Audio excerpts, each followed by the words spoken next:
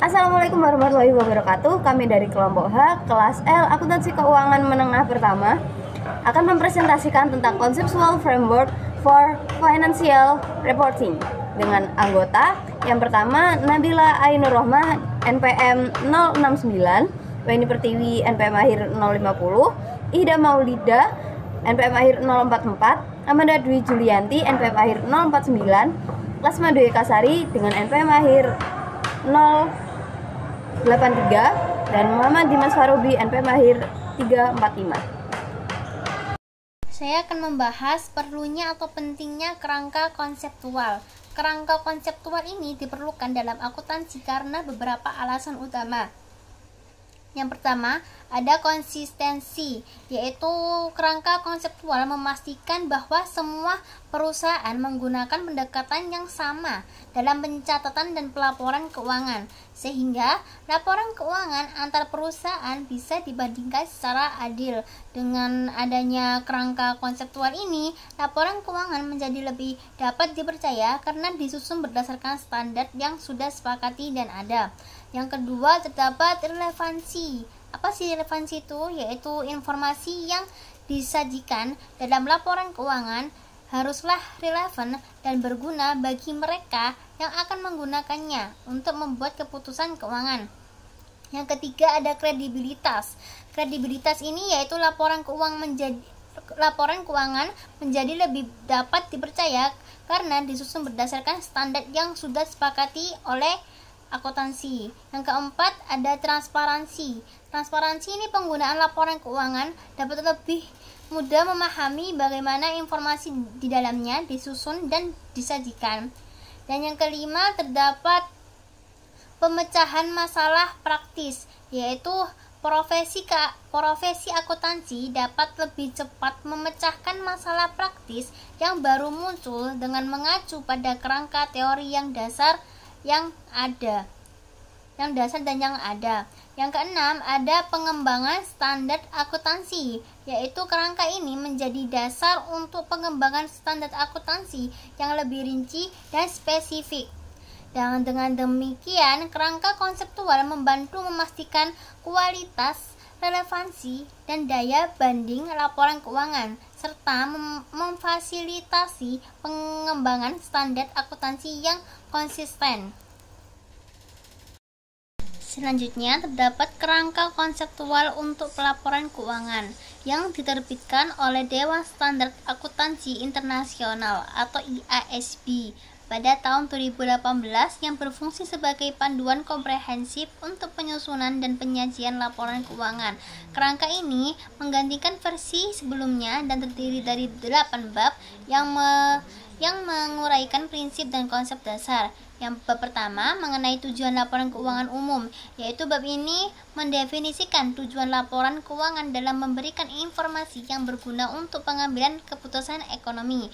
Yang kedua, ada karakteristik kualitatif informasi keuangan yang berguna.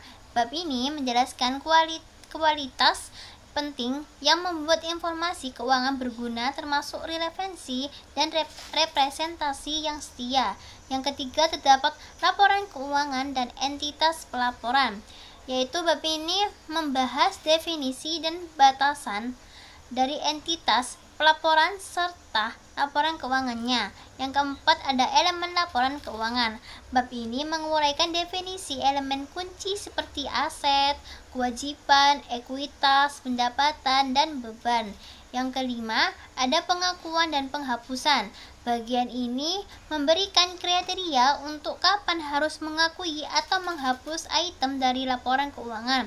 Yang keenam, ada pengukuran, yaitu bab ini merinci berbagai basis pengukuran untuk elemen laporan keuangan, termasuk biaya historis dan nilai wajar. Yang ketujuh, ada penyajian dan pengungkapan, yaitu bab ini menekankan bagaimana informasi harus disajikan dan diungkapkan untuk meningkatkan pemahaman dan perbandingan. Yang kedelapan atau yang terakhir, yaitu konsep modal dan pemeliharaan modal. Bab ini membahas berbagai pendekatan terhadap pemeliharaan modal yang penting untuk menilai kinerja, atau entitas. Nah, tujuan dan pentingnya. Kerangka konseptual dirancang untuk membuat IASB dalam mengembangkan standar berdasarkan konsep yang konsisten, sambil juga membimbing penyusun dalam menciptakan kebijakan akuntansi yang konsisten ketika standar tidak berlaku secara langsung. Nah, ini sangat berharga dalam situasi di mana standar IFRS tertentu mungkin tidak memberikan panduan yang jelas, sehingga menawarkan referensi dasar untuk praktik akuntansi. Nah, kerangka ini mencerminkan perkembangan berkelanjutan dalam pemikiran dan praktik akuntansi untuk mengatasi celah yang diidentifikasi dalam versi sebelumnya, terutama terkait dengan peran konservatisme dan pentingnya stewardship dalam pelaporan keuangan. Secara keseluruhan, kerangka konseptual pada tahun 2018 bertujuan untuk meningkatkan kualitas pelaporan keuangan secara global dan membangun dasar yang kokoh untuk standar dan praktik yang di masa depan atau di masa yang akan mendatang. Ikhtisar kerangka konseptual. Ikhtisar kerangka konseptual ada 3 tingkatan. Tingkatan yang pertama itu mengidentifikasi tujuan laporan keuangan. Tingkatan kedua yaitu jembatan antara tingkatan 1 dan tingkatan 3 yang berisi informasi akuntansi, karakteristik kualitatif, dan elemen laporan keuangan seperti aset, kewajiban, dan lain-lain. Dan tingkatan yang ketiga tentang konsep pengakuan, pengukuran, dan pengungkapan yang digunakan dalam menetapkan dan menerapkan standar akuntansi. Selanjutnya ada tujuan dasar. Tujuan pelaporan akuntansi keuangan merupakan dasar dari kerangka konseptual. Aspek-aspek kerangka konseptual membantu memastikan bahwa laporan keuangan mencapai tujuannya. Tujuan laporan keuangan lainnya adalah untuk menyediakan informasi keuangan tentang entitas pelopor yang berguna bagi investor keuangan, pemberi pinjaman, dan kreditor lainnya, serta membuat keputusan tentang penyediaan sumber daya bagi entitas. Untuk membuat keputusan yang efektif, pihak-pihak ini memerlukan informasi untuk membantu mereka menilai prospek perusahaan untuk arus kas bersih di masa depan. Selanjutnya ada qualitative characteristic of accounting, yaitu yang pertama ada fundamental quality relevance. Itu ada 3. Yang pertama predictive value atau nilai prediktif, yaitu kualitatif akuntansi untuk membantu memprediksi kejadian masa depan. Yang kedua ada confirmatory value atau nilai konfirmasi, yaitu kualitatif akuntansi untuk mengonfirmasikan kejadian di masa lalu. Yang ketiga ada materiality atau material, yaitu kualitatif akuntansi untuk menunjukkan bahwa informasi tersebut harus memiliki dampak yang signifikan untuk membuat suatu keputusan. Lalu yang kedua ada fundamental quality faithful representation atau biasa disebut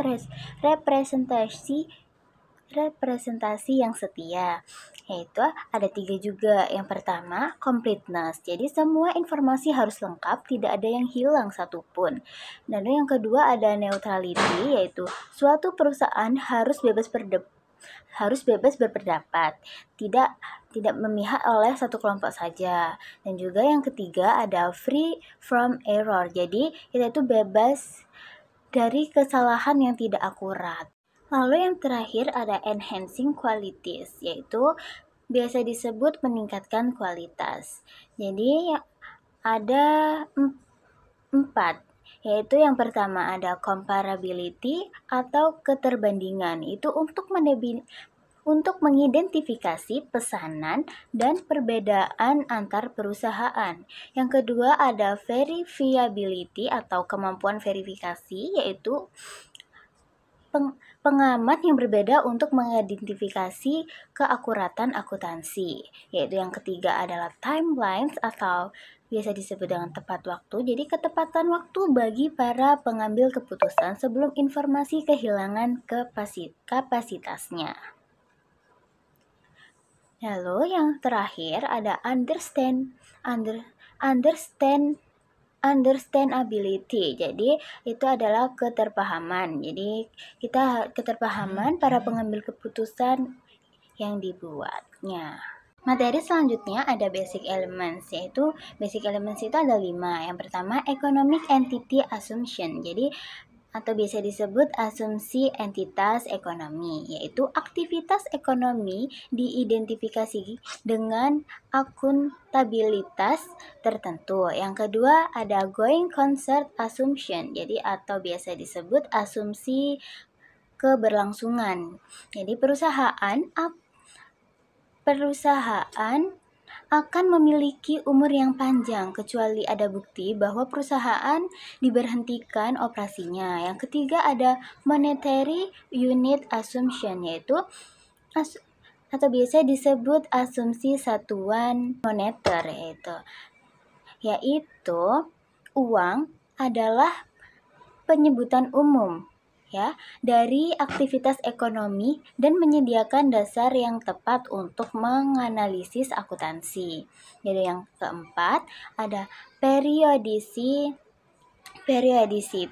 assumption, yaitu atau biasa disebut asumsi perioditas, yaitu untuk mengukur hasil kegiatan perusahaan secara akurat.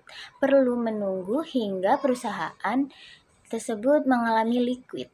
Yang terakhir ada actual basis of accounting atau dasar akuntansi akrual, yaitu transaksi yang mengubah laporan keuangan perusahaan dicatat pada periode terjadinya peristiwa tersebut.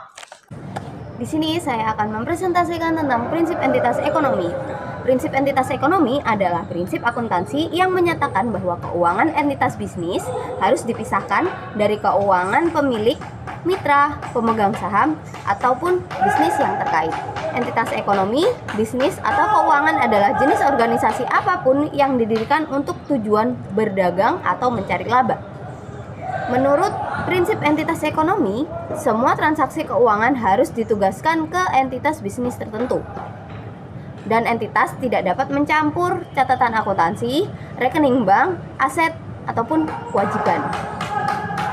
Prinsip entitas ekonomi berlaku untuk semua entitas keuangan, apapun strukturnya. Satu-satunya pengecualian adalah anak perusahaan atau perusahaan induknya yang dapat menggabungkan laporan keuangan mereka melalui proses yang disebut konsolidasi grup. Prinsip entitas ekonomi terkadang juga disebut sebagai konsep entitas bisnis atau asumsi entitas ekonomi. Prinsip ini dianggap sebagai salah satu prinsip dasar akuntansi. Usaha kecil dan pedagang tunggal kerap kali mengalami kesulitan lebih besar dengan prinsip badan usaha ekonomi daripada jenis perusahaan lainnya, karena pedagang tunggal kerap mencampur transaksi pribadi dan transaksi bisnis. Hal ini terutama mungkin terjadi pada awal berdirinya perusahaan baru, ketika pemilik sering menggunakan rekening bank atau kredit mereka sendiri untuk melakukan pembelian bagi bisnis mereka. Namun, sebagai pekerja lepas, pedagang tunggal, atau pemilik usaha kecil, kita harus memastikan untuk mengikuti prinsip entitas ekonomi dan memisahkan keuangan pribadi dan keuangan bisnis. Misalnya, sebagian besar usaha kecil memerlukan sejumlah investasi awal dari pemiliknya, kecuali jika mereka memperoleh cukup modal dari investor. Setiap uang yang dimasukkan ke dalam usaha oleh pemilik harus dicatat sebagai investasi modal. Jika kita melakukan pembelian untuk bisnis dengan kartu kredit pribadi di kemudian hari, jumlah ini juga harus dicatat sebagai investasi modal. Karena ini memberikan gambaran yang lebih akurat tentang posisi keuangan perusahaan Anda dan memisahkan keuangan pribadi dan perusahaan.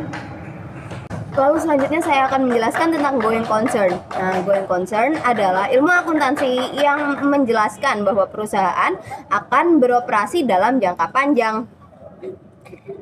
Ini memberikan gambaran apakah kondisi finansial perusahaan dapat mempertahankan stabilitas nilai aset dan produktivitas operasional hingga periode waktu fiskal berakhir. Adanya going concern membantu memutuskan jenis pelaporan apa yang harus muncul dalam laporan keuangan, seperti melanjutkan penjualan aset, pengurangan biaya, atau pengelolaan pendapatan perusahaan. Di sisi lain, perusahaan tidak perlu segera menghentikan operasi dan menjual aset-asetnya pada harga jual yang mungkin sangat rendah jika terjadi fluktuasi. Ciri-ciri dari going concern yang pertama adalah peluang perusahaan untuk mengalami likuidasi lebih kecil, lalu mengelola dan mengendalikan utang perusahaan dengan memanfaatkan aset yang dimiliki untuk menghindari risiko kebangkrutan. Lalu perusahaan dapat menggapai pendapatan atau keuntungan di masa yang akan datang tanpa harus melakukan likuidasi. Perusahaan diharapkan dapat menjalankan operasional bisnisnya paling tidak 1 tahun fiskal. Dan yang terakhir adalah nilai yang perusahaan miliki lebih tinggi karena diasumsikan sebagai going concern. Monetary unit assumption atau asumsi unit moneter. Asumsi unit moneter berarti bahwa uang adalah penyebut umum dari aktivitas ekonomi dan menyediakan dasar yang tepat untuk pengukuran dan analisis akuntansi. Unit moneter adalah cara yang paling efektif untuk mengungkapkan kepada pihak yang berkepentingan perubahan dalam pertukaran barang dan jasa. Penerapan asumsi ini mengomunikasikan informasi ekonomi dan dalam membuat keputusan ekonomi yang rasional. Akuntansi umumnya mengabaikan perubahan tingkat harga pada saat inflasi maupun deflasi dan mengasumsikan bahwa satuan ukur pada mata uang euro, dolar, ataupun yen tetap cukup stabil. Kenapa begitu? Karena mereka mengasumsikan bahwa nilai uang stabil dan tidak berubah secara signifikan. Kemudian, akuntansi mengabaikan perubahan tingkat harga untuk memudahkan proses akuntansi dalam pelaporan keuangannya. Asumsi perioditas atau periode waktu menyeratkan bahwa perusahaan dapat membagikan kegiatan ekonomi dalam periode waktu buatan. Periode waktu ini bervariasi, tetapi yang paling umum adalah bulanan, triwulan, dan juga tahunan. Tujuannya yang pertama membagikan kegiatan bisnis menjadi periode waktu tertentu untuk memudahkan pelaporan hasil kegiatan bisnis. Yang kedua, mengukur hasil kegiatan bisnis dalam periode waktu tertentu untuk mengetahui laba dan juga rugi dari bisnis. Yang ketiga, membuat perencanaan dan pengambilan keputusan yang baik. Berikutnya, semakin pendek jangka waktunya, semakin sulit menentukan laba bersih yang tepat untuk pengukuran periode tersebut. Nah, hasil 1 bulan biasanya terbukti kurang dapat diandalkan dari hasil 1 kuartal, dan hasil 1 kuartal cenderung kurang dapat diandalkan daripada hasil 1 tahun. Investor menginginkan dan menuntut agar perusahaan dapat memproses dan menyebarluaskan informasi dengan cepat. Namun, semakin cepat perusahaan merilis informasi, semakin besar kemungkinan informasi tersebut akan mengandung kesalahan. Jadi, fenomena ini memberikan contoh yang menarik pada trade-off antara relevansi dan representasi yang tepat dalam menyiapkan data keuangan. Berikutnya ada dasar akuntansi akrual.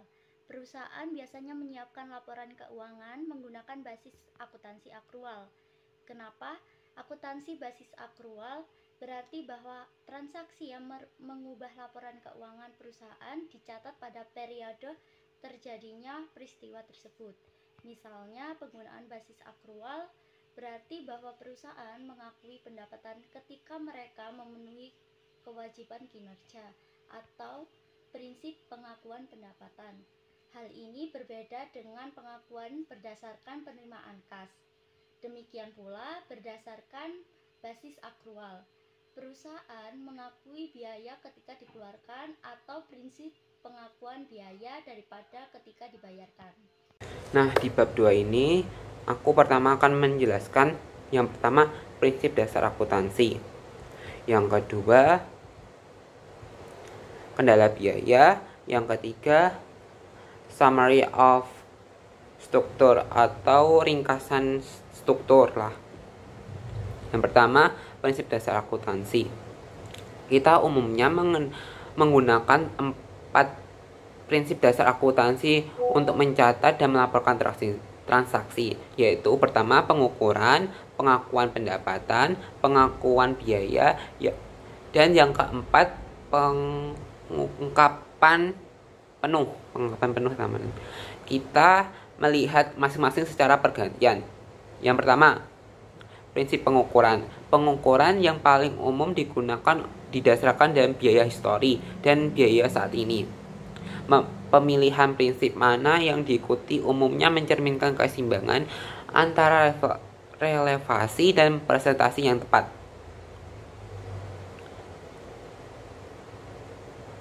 Hal ini sering disebut sebagai prinsip historis untuk mengilustrasikan keuntungan saat ini, mempertimbangkan masalah jika perusahaan memilih metode penjualan saat ini, harga sebagai gantinya. Perusahaan mungkin mengalami kesulitan dalam menentukan nilai barang yang tidak terjual. Setiap anggota departemen akuntansi mungkin menilai aset yang berbeda-beda. Nah, perusahaan sendiri setiap tahunnya itu menghitung atau merekap menutup akunnya setiap tahun sekali di bulan Desember atau bulan-bulan akhir lah intinya, pokoknya di akhir. Alasan kalau menghitung pendapatan bersih, mereka menghitungnya di setiap bulan akhir. Nah gitu, untuk menempatkan nilai penjualan dari setiap aset, mereka ingin mendapatkan pendapatan dan kewajiban perusahaan menghitungnya berdasarkan biaya. Pengakuan pendapat yang sekarang adalah pengakuan pendapatan regional. Proses pencatatan untuk dimasukkan dalam laporan posisi keuangan atau laporan kinerja keuangan suatu pos memenuhi definisi salah satu beban laporan keuangan: aset, kewajiban, ekuitas, pendapatan, atau beban. Pengakuan melibatkan penggambaran pos terhadap tersebut dalam satu laporan sendiri atau agresi dengan pos lainnya dengan kata-kata dengan jumlah yang uang yang memasukkan jumlah tersebut dalam satu atau lebih total dalam laporan tersebut. Struktur atau tingkatan yang harus dilewati itu adalah dalam pengetahuan atau regional ini. Langkah pertama adalah identifikasi kontrak dengan pelanggan. Yang kedua adalah identifikasi kewajiban kinerja terpisah dalam kontrak. Yang ketiga adalah menentukan harga transaksi. Yang keempat, alokasi harga transaksi kewajiban kinerja terpisah. Yang kelima, kendali pendapatan saat kewajiban kinerja yang ditetapkan terpenuhi. Nah,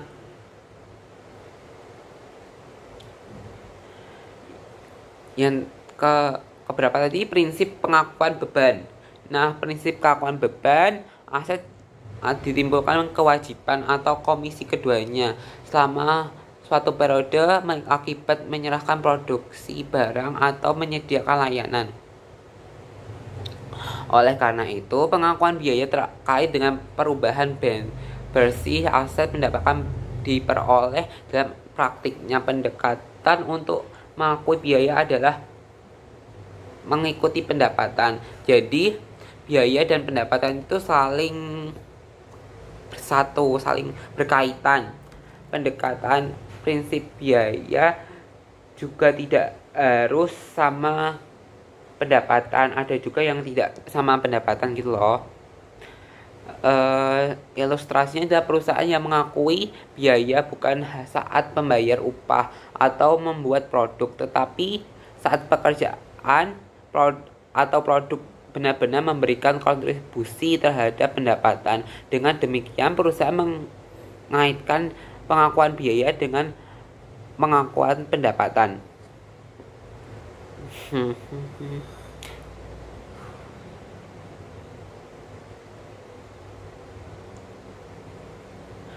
Biaya secara umum diklasifikasikan juga menjadi dua kelompok, yaitu biaya produk dan biaya periode.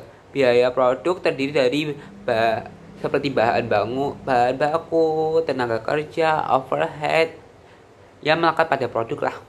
Biaya produk seperti gaji petugas dan biaya administrasi lainnya melekat pada periode tersebut. Yang terakhir adalah prinsip pengakuan penuh. Dalam prinsip ini, menentukan informasi yang dilaporkan perusahaan mengikuti praktik umum yang menyediakan informasi yang cukup penting untuk mempengaruhi penilaian kebutuhan suatu perusahaan. Jadi kayak beban-beban, pendapatan, dan semuanya itu kayak diakui, kayak dicatat dalam buku jurnal neraca selacur. Buat perbedaan penggunaan. Prinsip ini mendapat informasi secara mendetail mulai mudah dipahami dengan mempertimbangkan biaya untuk menyiapkan penggunaan, menentukan informasi tentang posisi keuangan, pendapatan, arus kas, investasi. Contoh dari penggunaan prinsip ini adalah dalam badan utama laporan keuangan. Nah, yang kedua, saya ingin menerangkan tentang kendala biaya. Dalam menyediakan informasi yang karakteristik kualitatif yang membuat berguna perusahaan untuk mempertimbangkan faktor utama membatasi pelaporan, kesulitan analisis biaya bisa bermanfaat adalah biaya terutama manfaat tidak selalu nyata dan terukur. Biaya tersebut ada berapa jenis: biaya pengumpulan dan biaya pemrosesan. Penyebaran, audit, dan potensi iritasi mengungkapkan kepada pesaing, dan analisis serta interpretasi. Manfaat dari penyusunan laporan keuangan mencakup kontrol manajemen yang lebih besar dan akses modal biaya yang cukup rendah. Nah, kalau menurut saya sendiri, kendala biaya ini bisa banyak faktor ya teman-teman. Kalau misalnya ada korupsi atau kelupaan catat, atau misalnya bunga di bank atau pinjaman di bank itu banyak jadi nggak bisa membayarnya, dan masih banyak lagi yang bisa terjadi terhadap kendala biaya ini, faktor-faktornya pengendala biaya ini. Nah, yang terakhir saya akan membahas tentang summary of struktur atau ringkasan struktur. Yang pertama, kita mulai dari bawah. Kan bentuknya kayak segitiga yang kebalik gini kan. Nah, kita mulai dari bawah ini. Yang pertama, tingkat pertama adalah tujuan mengapa akuntansi. Tujuan memberikan informasi tentang entitas pelaporan berguna bagi investor, ekuitas, memberi pinjaman dari kreditor dan lain potensi dalam kapasitas mereka sebagai penyedia modal. Yang kedua yang di tengah itu ada karakteristik kualitatif. Yang pertama, kualitas dasar, relevasi, nilai prediksi, nilai konfirmasi material yang relatif. Yang selanjutnya, realisasi yang setia. Ada satu, kelengkapan, netralitas, dan beban dari kesalahan. Yang kedua adalah meningkatkan kualitas, keterbandingan, verifikasi, ketepatan waktu, dan keterpahaman. Yang sebelahnya yang elemen, aset, kewajiban, ekuitas, pendapatan, biaya. Yang atas sendiri, tingkatan ketiga bagaimana implementasi konsep pengakuan, pengukuran, dan pengungkapan yang tadi pertama saya ucapkan tadi. Yang satu, asumsi, badan usaha, kelangkaan hidup, satuan moneter, prioritas aktual. Yang kedua, prinsip pengukuran, pengakuan pendapatan, pengakuan biaya, pengungkapan penuh. Yang ketiga adalah kendala, yaitu biaya sendiri. Oke, sekian, terima kasih.